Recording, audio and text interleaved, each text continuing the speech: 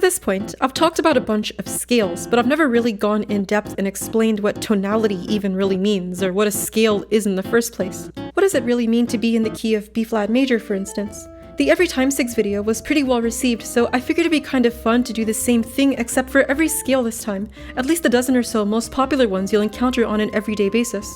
I know some of you will be sad I won't be covering literally every single scale in this video, but I'll make a part 2 pretty soon. And either way, you know how many named and documented scales there are? There's at least like 10.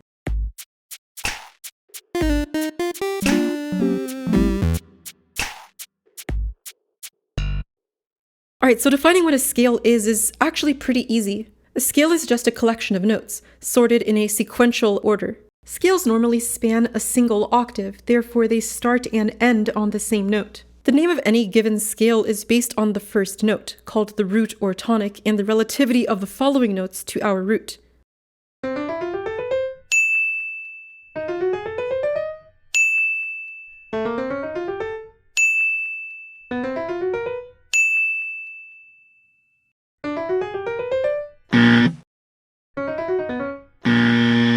On their own though, scales don't really mean anything. They can sometimes appear as a melodic device within a tune. An example is in Castle Black from Super Paper Mario, where we can see a pretty straightforward E-flat major scale.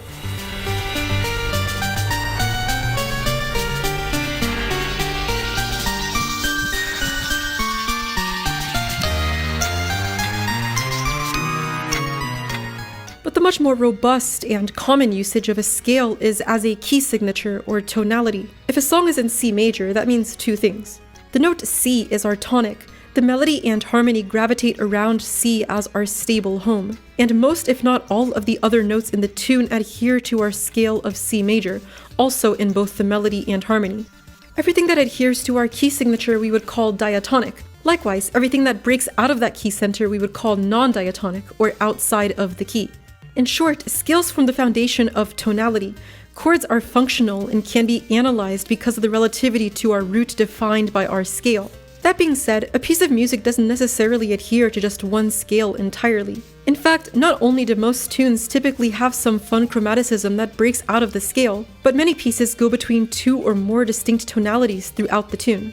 Think of something like a key change, for instance. We'll see some examples of that in a second actually, but first let's take a look at probably the most common scale in the West, which we already saw a minute ago.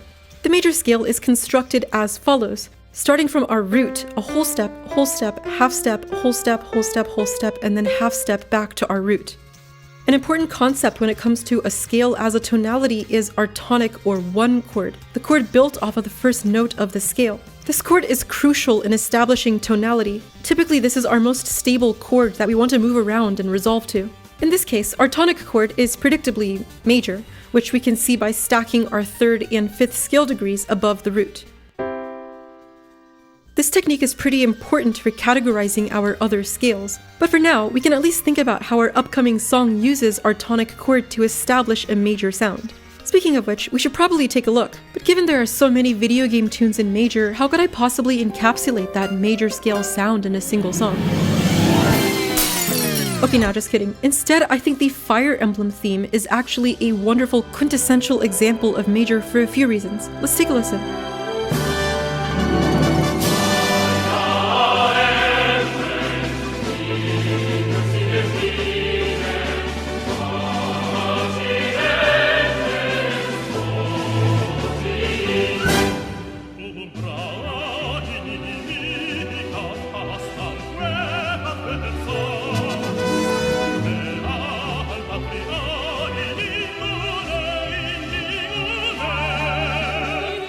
This uplifting anthem is a perfect example of major.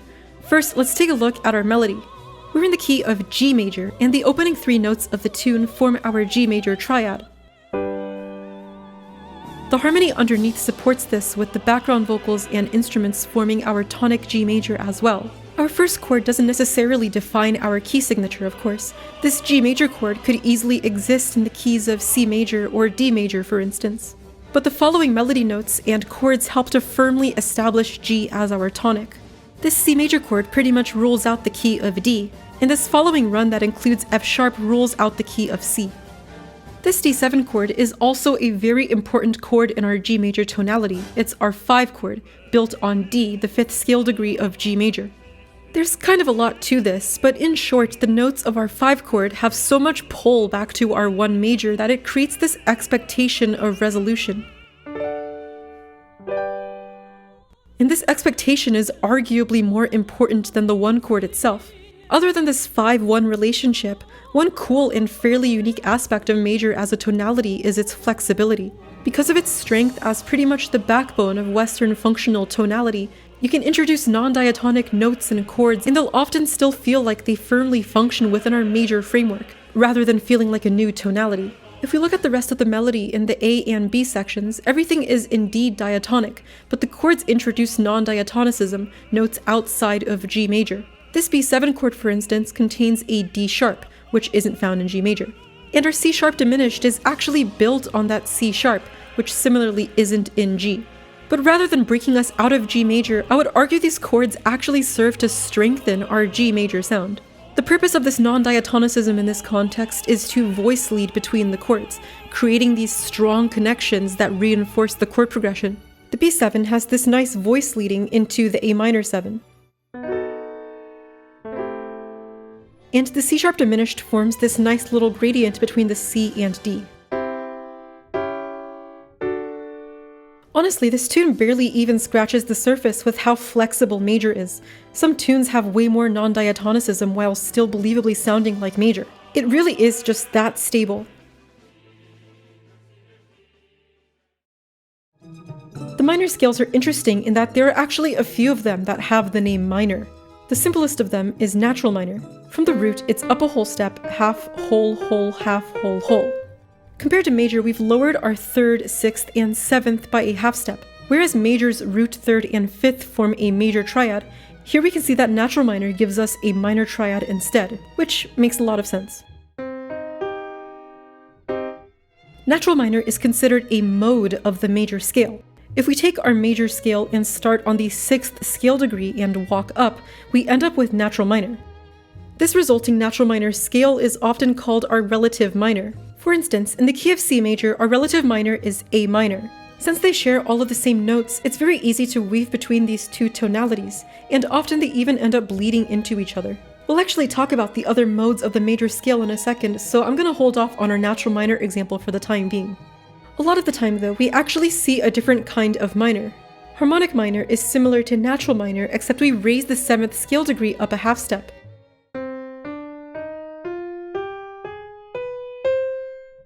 This gives us a powerful scale that introduces this wide interval between the 6th and 7th steps.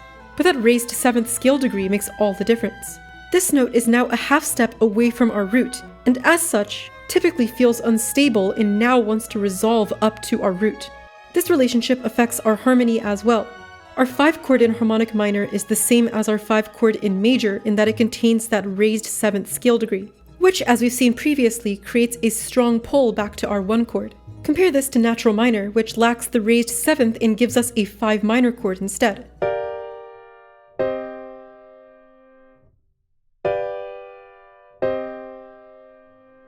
This strong resolution gives harmonic minor so much pull and structure. We can see a wonderful example of this in Ghostly Galaxy from Super Mario Galaxy.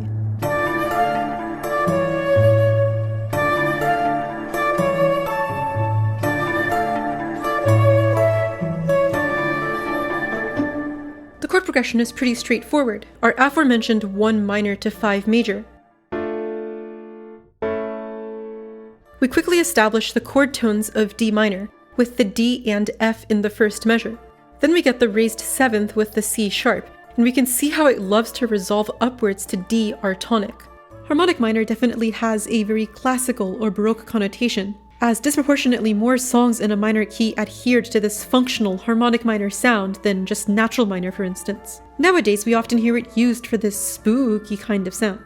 Other than that, that raised 7th lends itself to just a more dramatic, serious sound, and you'll often hear harmonic minor flavors introduce themselves at climactic points in tunes.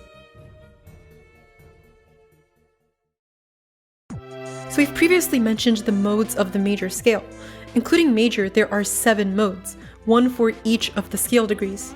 These may sound familiar if you're a Mother 3 fan, but the modes are in order Ionian, Dorian, Phrygian, Lydian, Mixolydian, Aeolian, and Locrian. A fun mnemonic I like to use to remember these is I don't particularly like music and loathe creating. But anyways, each of these modes can be established as a tonality, but modes are inherently unstable, since they're permutations of the much more stable and functional major scale. If the chords or melody even slightly lean too much into the parent major scale, the mode collapses and you'll probably just hear it as the relative major. I'll talk about this more later, but because of this, modality typically entails more static chord progressions and careful melodies which outline the identifying notes of the mode. They typically don't use notes or chords outside of the mode either, as non-diatonicism similarly risks breaking the mode. But that's enough of the boring theory. Let's take a look at our first mode. The first permutation of the major scale is called Ionian. Since it's the first mode of the major scale, it just looks identical to major.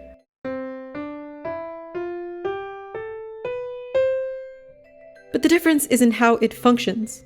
So as is tradition for my every X in Nintendo music videos, it's time for the obligatory non-Nintendo song. But I really feel like there isn't a better example of this in a Nintendo game that I'm aware of. Let's take a listen to Nocturne of Ice from Stardew Valley.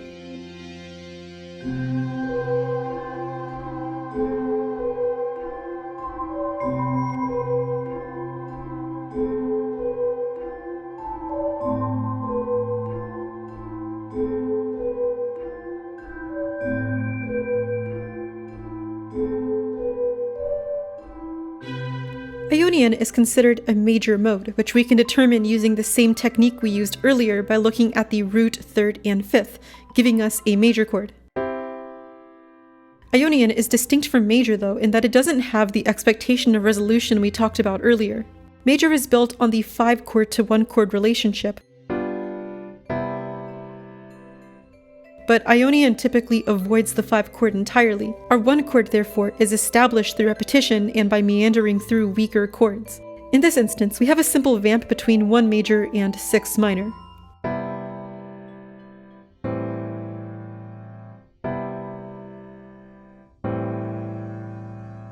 It's definitely a much weaker sound compared to a regular major, but I think what sets it apart the most is the ostinato. This simple melody remains the same across the 2 chords. It's kind of ambiguous, and though it does outline the root, third, and 7th of C major, it keeps repeating this F, our 4th scale degree. As we saw earlier, this note combined with our 7th scale degree are typically crucial in creating that functional pulling sound of our 5-chord in major. But our melody is both so repetitive and the root of our 5-chord, G, is entirely absent. The F kind of gets awkwardly absorbed into our C major chord. The 1 major 7 chord with an 11 has this slight astringency to it that you typically won't hear in a standard major sound. Because of how close it is to major, the true modal Ionian is actually pretty rare. Like in this example, I feel like it has that square lightness of major, but there's a tinge of melancholy and laziness, I guess, due to the lack of harmonic movement. Dorian is the next of our modes and is derived from the 2nd scale degree of major.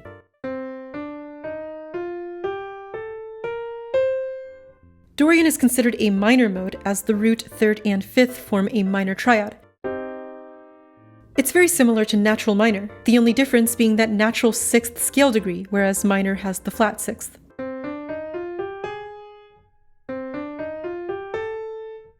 One of my favorite examples of Dorian is the classic light plane theme from Pilot Wings. Let's take a listen.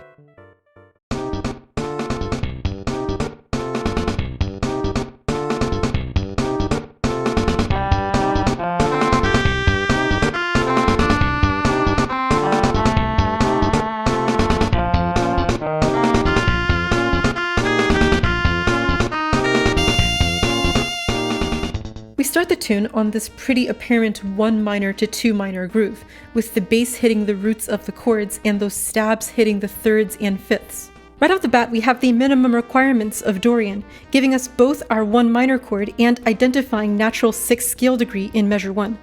This kind of chord progression works really well in establishing Dorian because neither of the chords have any particular pull, and there isn't much risk of tumbling the mode into the parent major. This vamp continues past the intro when the melody comes in. The melody actually kind of avoids most of our chord tones, instead weaving around them in these angular jumps. I would argue it has the ability to do so because of the strength of our earlier intro, which already firmly established the mode. Still, we do end our phrase with the Dorian natural 6, giving just a bit more reinforcement to Dorian. Something really cool happens in the following phrase, however. The C minor to D minor vamp changes to B flat minor to C minor.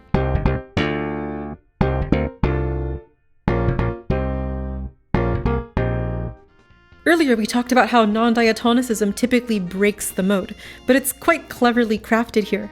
The start of this line is exactly the same as our previous line in C Dorian, just transposed down a whole step into B flat Dorian before slightly diverging into its own thing at the tail end. Because our ears had time to acclimate to this simple chord progression earlier, hearing it again with the same melody a whole step down, we don't hear it as a function existing in C Dorian, but instead just as tonicization, or a little baby key change to B flat Dorian. Dorian is one of my favorite modes because of how, at least anecdotally, it's so versatile. Even though it's a minor mode, that natural 6th scale degree lends so much brightness. In this instance, it works so well in this kind of jazzy, groovy kind of context, but otherwise it's super common in things like forest themes, medieval-sounding bangers, or tunes with an air of mystery or intrigue. Seriously though, it can pretty much be used in like any context. It's truly a chameleon mode. And I'm not just talking about Herbie Hancock Chameleon, of course. It's also the theme of Kid Chameleon. Our third mode is the fan favorite Phrygian, built on the 3rd scale degree of major.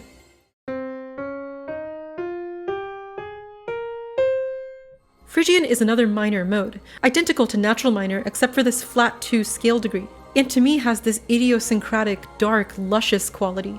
One of my favorite recent Nintendo tunes that uses Phrygian is Morphonight's theme from Kirby and the Forgotten Land.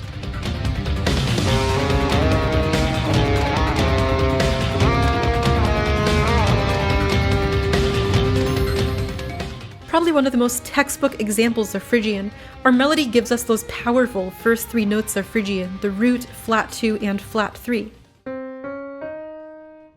The second measure further reinforces this sound with the same notes just in a different order. And then in the following 2 measures, we hit the highest point of the scale and then tumble our way downwards. I love the way this melody develops. I've said it before, but it's really just a textbook way of developing a modal melody. First we have the root, modally identifying flat 2, and then the flat 3 for that minor flavor. And then with the second half, we start at the other end of the scale and then slowly close the gap. The guitar riff underneath makes our Phrygian flavor even more apparent. We repeat this flat 7, root, 5th figure twice, which outlines the chord tones of C Phrygian. And then this last bit hits our identifying flat 2 as well, just for fun. I love what the riff does in measure 3. The entire thing kind of steps up, such that the D flat becomes the focus and the whole thing outlines a D flat major 7 chord. This chord, our flat 2 in Phrygian, is what I like to call our modal identifier chord, essentially the chord that contains our modal identifier note and is the source of our sauce in the mode. Typically in Phrygian, as is the case here, our most common chord progression is that flat 2 major falling down a half step into our 1 minor, or vice versa. I think Morphonite is a great example of Phrygian's darker quality. I kind of like to think of it like a split evolution of natural minor. You can get that more dramatic, cold, and classical minor sound with Harmonic Minor, giving us that raised 7th that wants to step up into our tonic.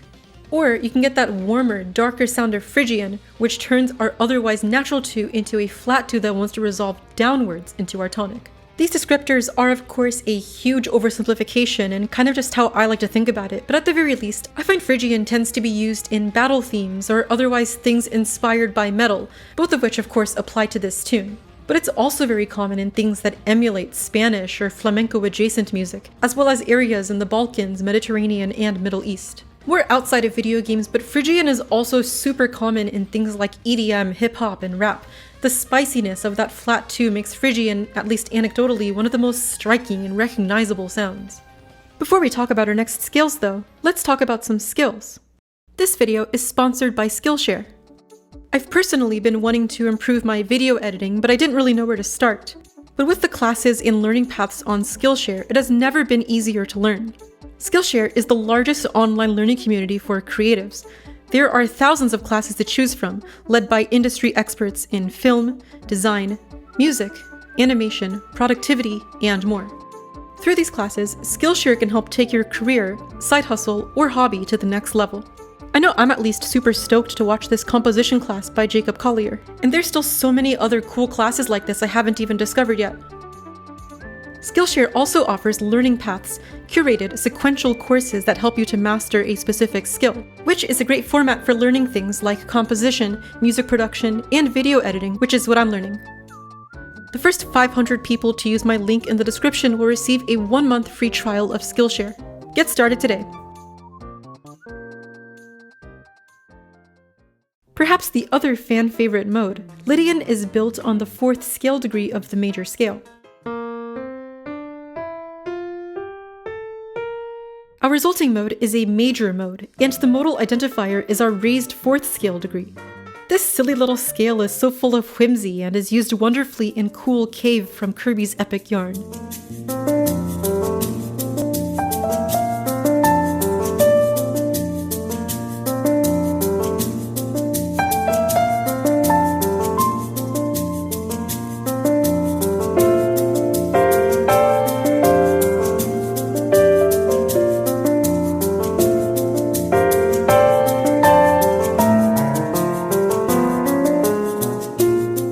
Like the other modal tunes we've seen, it doesn't really play around with waiting to establish our firm tonal center. This left hand quickly establishes our tonic B-flat chord, with the B-flat, D, F, and A repeating almost indefinitely with some passing tones for color. The Lydian flavor comes from our melody, which playfully tumbles through our notes of Lydian, including the identifying flat 4, of course. One thing we've seen that we haven't really talked about too much is how these modal tunes maintain their modality. A pretty common mainstay in modal music, and something we've seen in our previous 4 modes, is the usage of ostinato, a repeating, accompanying figure that typically supports our melody. With our typically static modal harmony, our ostinato not only has the benefit of reinforcing our chord tones and our modal identifiers, but it's often so repetitive that it just hammers in that sound as our tonic. The tune maintains the exact same ostinato for the majority of it, barely changes the harmony, and takes every opportunity to give us that sharp 4 somewhere in the melody. And not that it has to be this rigid and static, but typically modal music has to take great care to not fall into our parent major scale from which the mode was derived. Lydian in particular emphasizes this unstable tritone interval between our sharp 4 and root. And as such, sometimes has to take even greater care than the others to not fall into parent major, which in the case of B-flat Lydian is F major. Listen to how easily I can break B-flat Lydian using only diatonic notes and chords.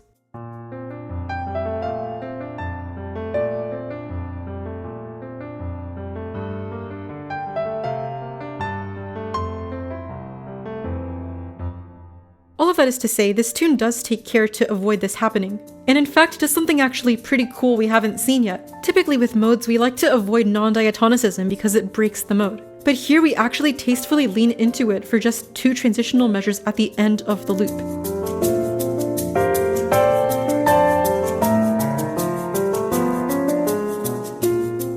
This section's so funny, it's really the maximum amount of non-diatonicism you can get away with before implying a new tonality in a mode. This whole tonish kind of section not only synergizes with the quirked up nature of Lydian, but it's kind of weird and doesn't have any immediately apparent meaning in F, helping us to hold on to B-flat Lydian.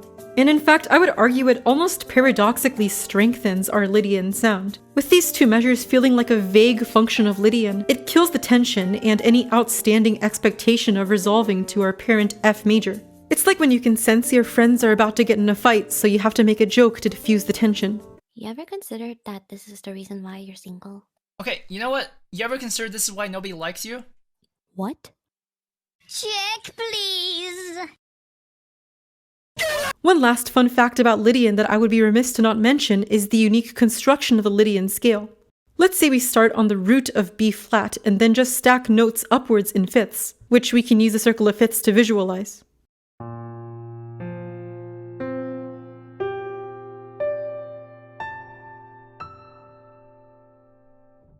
As you can see, Lydian is just a series of 7 stacked fifths, organized into a stepwise scale. There's an insane amount of depth to this concept, but as this section is running a bit long, the most important takeaway is that the fifth as an interval is very consonant and pretty much the basis of harmony and consonance in general.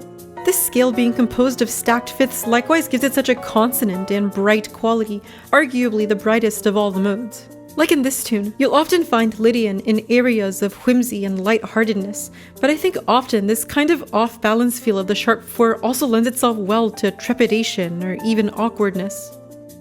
Okay, no more Lydian. Mixolydian is our third and final major mode, sounding like major except with the flat 7. It's actually pretty cool in the sense that the modal identifier is one of our chord tones this time. What this means is that our tonic 1 chord in Mixolydian is the bluesy 1 dominant 7.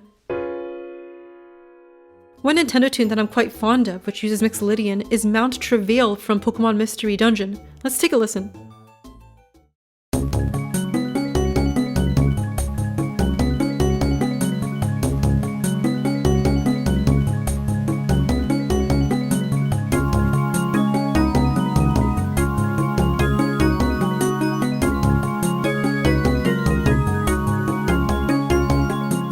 Once again, we have an ostinato, but definitely a bit different from the others in how it really rises and falls, much like the peaks and valleys of an actual mountain range, which is pretty cute.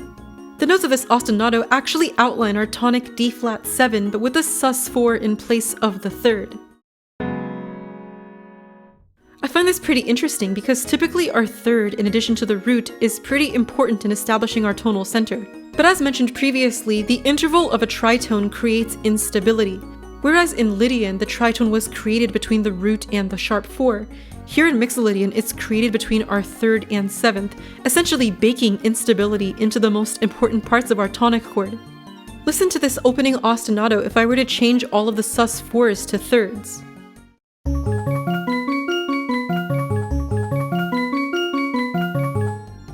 It's suddenly more intense and unstable. Additionally, more a matter of taste, I suppose, but the tonic D-flat 7 with those thirds definitely feels more hokey-pokey-ish, kind of a drag. The sus4 really adds an important, tasteful sprinkle of ambiguity and helps to temper the otherwise strong Mixolydian sound. But that doesn't mean it can't or shouldn't exist, of course. The melody comes in firmly playing the third of our tonic D-flat, and our ostinato helps firmly establish our subtle chord progression of D-flat to C-flat.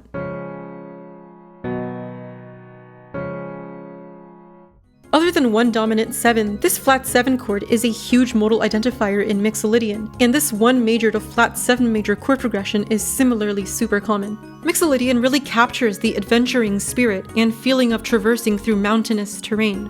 As a tonality, it also frequently breaks into a more standard blues kind of sound, which we'll look at in part 2 because it's kind of a bigger topic. But because of this, you'll often find Mixolydian used in these jazzy, groovy kind of contexts. Kind of like Dorian's funky uncle. I'm not afraid to say it. I think Aeolian is low-key the most underrated mode of the major scale. Aeolian as a scale is synonymous with natural minor, which we looked at earlier.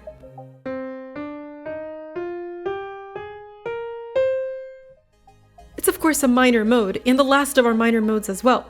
It's actually kind of interesting because though it would seem pretty common, it was fairly difficult to find something purely in Aeolian, as things tend to veer more harmonic minor or one of the other minor modes.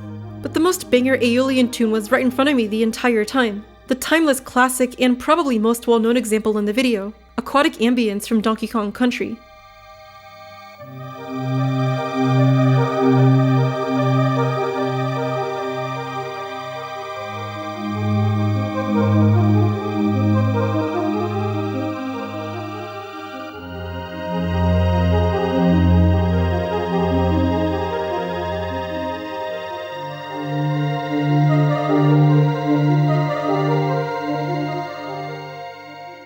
There just really isn't a better example of Aeolian. As a minor mode, we start the tune with our tonic 1 minor, with a 9 for flavor.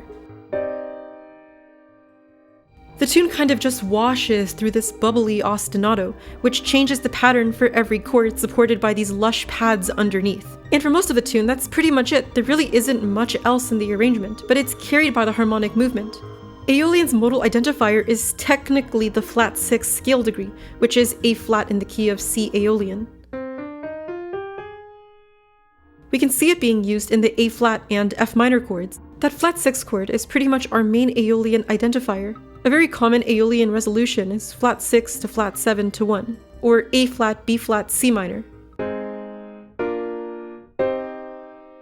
Here we can see that kind of progression almost happening, just with our 4 minor, F, breaking up the A flat and B flat, but the F is functionally similar to our A flat anyways. Unlike our other 2 minor modes, and the other minor scales like Harmonic Minor, Aeolian feels a lot more subdued to me because it lacks a strong pulling note that wants to take us back to 1.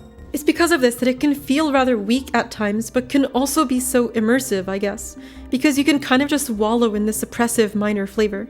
I personally feel Aeolian can simultaneously be so emotionally heavy, but also so uplifting. Anecdotally, Aeolian is super common in film music, as I feel since it's such a neutral but strong mode, it can convey a lot of emotion without having the distracting pull of Harmonic Minor or Phrygian, for instance. For this same reason, modal Aeolian is also pretty big in pop or other popular radio genres, and I suppose also melancholy underwater bangers. These days, it's actually at the forefront of my consciousness because I keep seeing those early 2000s nostalgia TikToks.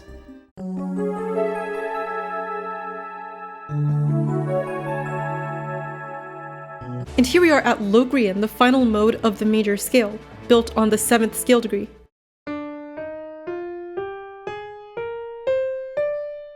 Definitely the most dissonant sounding mode on its own, Locrian has a few quirks worth looking at.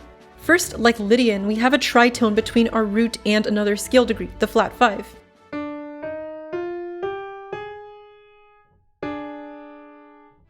Lydian's tritone with the sharp 4 is typically more palatable because the sharp 4 isn't a chord tone, and we have the stable 5th to support the root.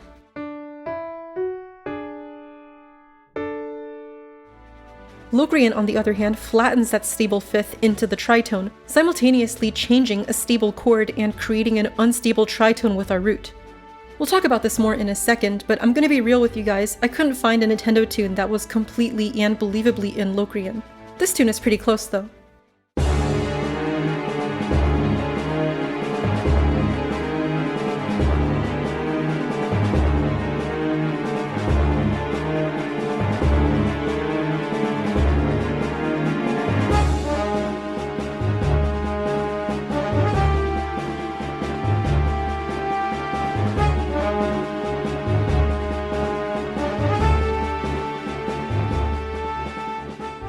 The aptly named "The Great Sea is Cursed" sounds, well, kinda cursed. The cello line immediately gives us our modal identifiers, the flat 2 and flat 5. Locrian has a bit of Phrygian flavor because of that flat 2, but there's also this alarming, nasty flat 5. The melody is anything but subtle as well, trudging through these tritones between literally just our flat 5 and root for the first 7 notes, before falling into the 4. You may have noticed I didn't mention whether this was a major or minor mode. That's because it's actually a secret third thing. Out of our modes of the major scale, we have this lovely symmetry. As we've seen, Ionian, Lydian, and Mixolydian are considered major modes because their root 3rd and 5th form a major triad. Similarly, Dorian, Phrygian, and Aeolian are considered minor modes because their root 3rd and 5th form a minor triad. But Locrian is the ugly duckling. Locrian's tonic triad is root, flat 3, flat 5, forming a diminished chord. Absolutely disgraceful. It's not super related, but I like to think that each mode forms a thematic pair with a mode from the other side. Ionian and Aeolian are major and minor counterparts. The jazzy Mixolydian is Dorian's funky uncle, and Lydian is the whimsical counterpart of Phrygian's edginess. But Locrian wasn't invited to the family gathering. We've previously discussed how the 5th is paramount in establishing stability in a tonality. There's a lot of physics explanations for this, but the takeaway is that at least in the Western tonal idiom, tonality has to be predicated on the root supported by the 5th. It's because of this that I mostly believe that Locrian by definition can't be a tonality. The tonic instability is just way too strong. Even if a tune tactically avoids any non-Locrian notes, I personally believe the ear hallucinates that natural 5th because culturally we just can't conceive tonicizing the flat 5. The harmony in this tune definitely breaks out of Locrian in quite a few ways, but even the melody can't help but resolve to that A, creating our much desired perfect 5th interval with our root. I think this tune is nonetheless a weak but interesting example of semi-Locrian, because it's a remix of the usual overworld theme, the Great C, which is just in major.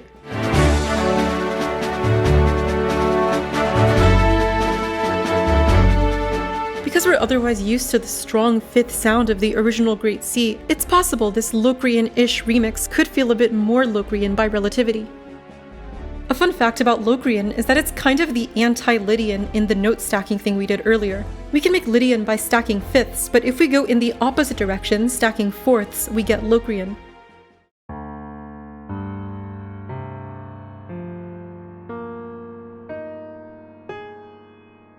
This creates the opposite effect, where rather than Lydian's bright and open consonant sound, the stacked fourths in comparison can feel disarming and uncomfortable. All of this being said, I don't want to be cancelled by the Locrian believers. If any of you certified Locrian heads have a tune that you're convinced you can hear in tonicized Locrian, post it in the comments so we can all laugh at you.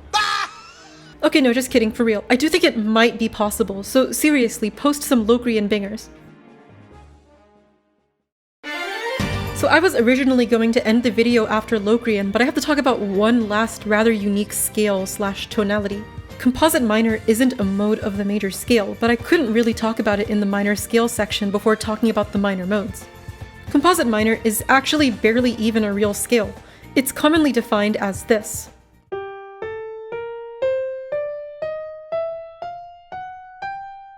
This interesting notation is because all of these notes are conditional, meaning they're not necessarily all a part of the tonality at the same time, but it can kind of weave between these different flavors.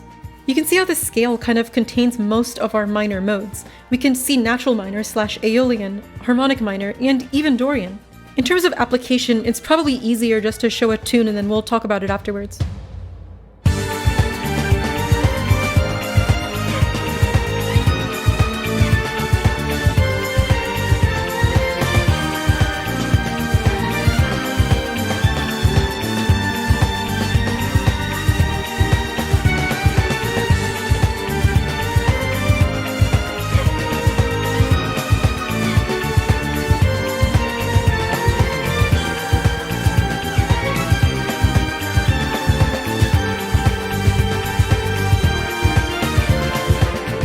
This chorus E section of Gower Plains seems to be in G minor.